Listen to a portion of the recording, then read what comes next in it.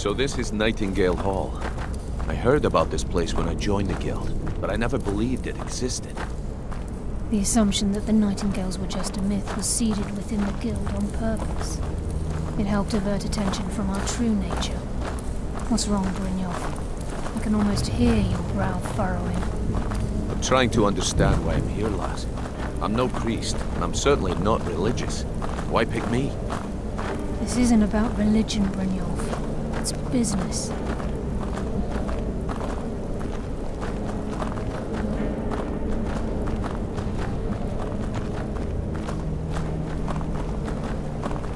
This is Nightingale Hall. You're the first of the uninitiated to set foot inside in over a century. Now, if you'll both proceed to the armorer to don your Nightingale armor, we can begin the oath.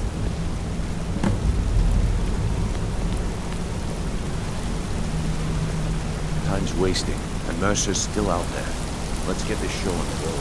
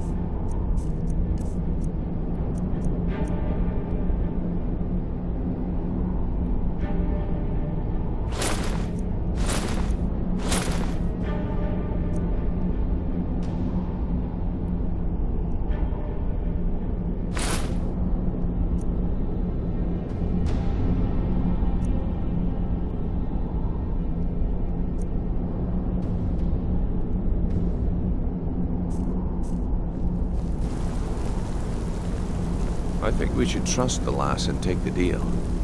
You appear ready for the oath.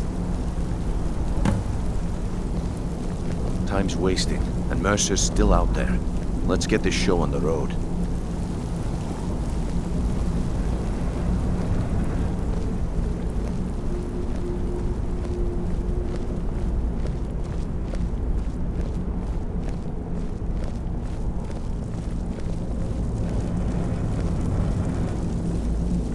Okay, lass. We've got these get-ups on. Now what?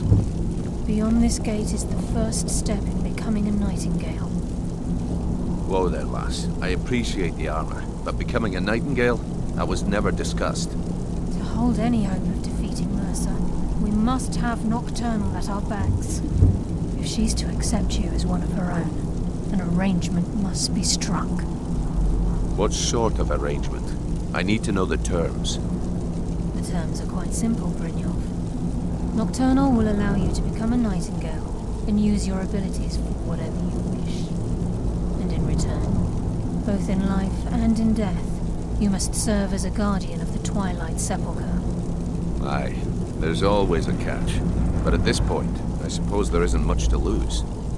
If it means the end of Mercer Frey, you can count me in. What about you? Are you ready to transact the oath with Nocturnal? By transacting the oath with Nocturnal, you're entering into a business deal. You'll be provided all of the power and knowledge befitting a Nightingale. You're free to use those powers as you see fit, to further your own goals, or the goals of the Thieves' Guild. In return, you'll be required to defend the Twilight Sepulchre and everything within when the need arises. More importantly, upon your death, your spirit will be bound to the Twilight Sepulchre as one of its guardians. Once the oath has been struck, the terms are binding. Knowing this, are you ready to undergo the ceremony? Good. After I open the gate, please stand on the western circle. This is enough to make your head spin, eh?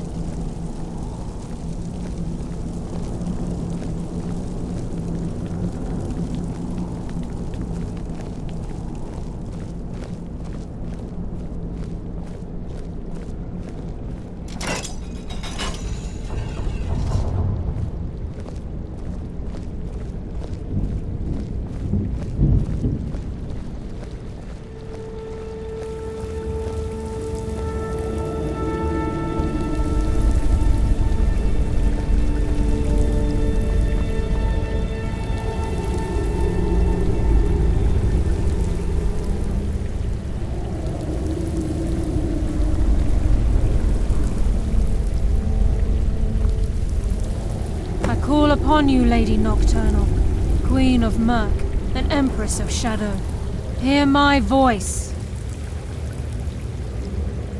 Ah, Karliah. I was wondering when I'd hear from you again. Lose something, did we? My lady, I've come before you to throw myself upon your mercy and to accept responsibility for my failure. You're already mine, Karliah. Your terms were struck long ago. What could you possibly offer me now?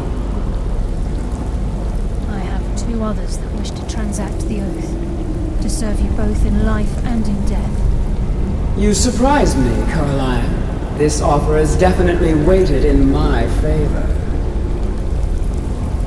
My appetite for Mercer's demise exceeds my craving for wealth, Your Grace. Revenge. How interesting. Very well. The conditions are acceptable. You may proceed. Lady Nocturnal, we accept your terms. We dedicate ourselves to you as both your avengers and your sentinels. We will honor our agreement in this life and the next until your conditions have been met. Very well. I name your initiates Nightingale, and I restore your status to the same, Karliah. And in the future, I'd suggest you refrain from disappointing me again.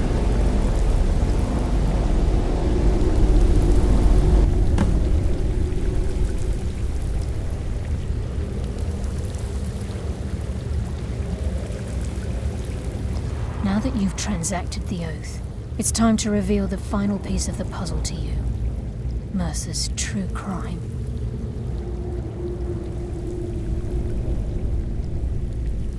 Mercer was able to unlock the Guild's vault without 2 keys because of what he stole from the Twilight Sepulchre, the skeleton key.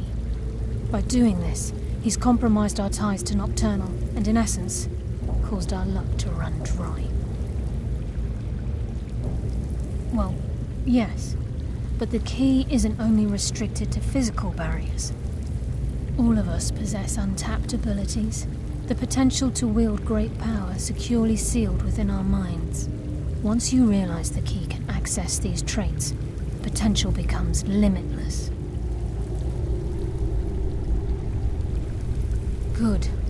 Then you understand why this is about more than just Mercer's lust for power.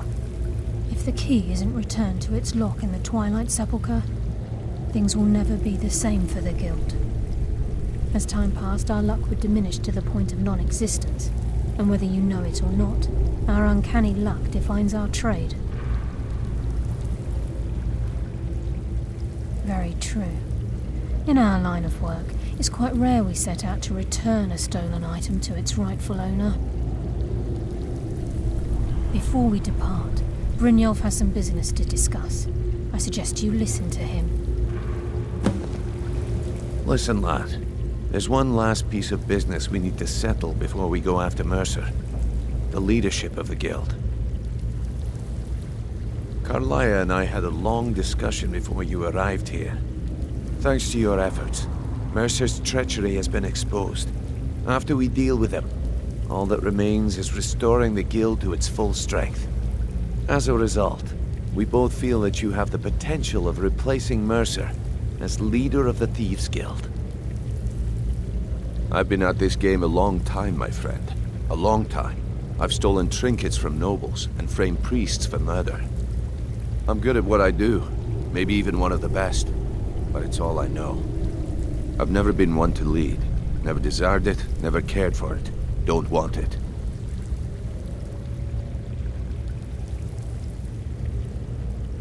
Well, we have a bit of an errand to run before your coronation, so don't get sentimental on me now. Then it's decided. When this is all over and Delvin's contacts assure me that we've regained our footing in Skyrim, we'll handle the details. Until then, we have quite the task ahead. I've been poring over the plans you brought us, and I'm convinced the eyes of the Falmer are in the Dwarven ruins at Erkenthand. Karliah and I will meet you there. Prepare yourself, lad. This will be a fight to remember.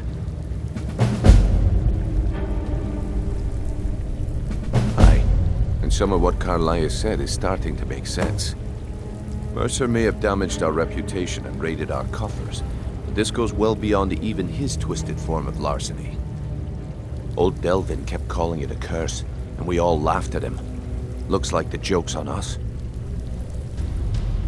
If you would have asked me that yesterday, I'd have said no, but now I think our chances have improved. Look, call me crazy if you like, but I trust Carlia. I don't think she'd lead us down a suicidal path. Besides, I'd rather die with some of Mercer's blood on my blade than spend the rest of my life regretting that I ran the other way. Until next we meet, lad.